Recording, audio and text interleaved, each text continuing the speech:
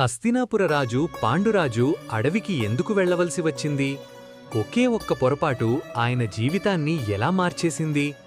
పాండవులు అసలు ఎలా జన్మించారు?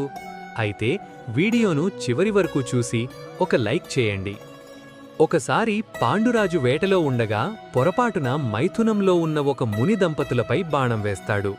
మరణించే ముందు ఆ ముని పాండురాజుకు భయంకరమైన శాపమిస్తాడు. నీవు ఎప్పుడైతే నీ భార్యతో కలవాలని ప్రయత్నిస్తావో అప్పుడే నీ ప్రాణాలు పోతాయి. దీంతో కలత చెందిన పాండురాజు రాజ్యాన్ని వదిలి భార్యలు కుంతి, మాద్రితో కలిసి అడవికి వెళ్ళిపోతాడు. సంతానం లేకపోతే వంశం ఆగిపోతుందని భావించిన పాండురాజుకు కుంతి తన వద్ద ఉన్న రహస్య మంత్రాన్ని చెబుతుంది.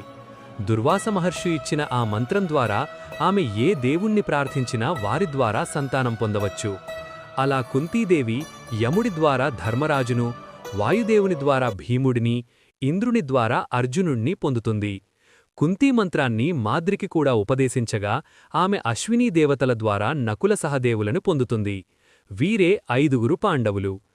అడవిలో పాండవులు పెరుగుతుంటే అటు హస్తినలో గాంధారికి 100 మంది కౌరవులు జన్మించారు. మరి దాయాదుల మధ్య పోరు ఎలా మొదలయింది అనే విషయాన్ని వచ్చే ఎపిసోడ్లో చూద్దాము. Please subscribe.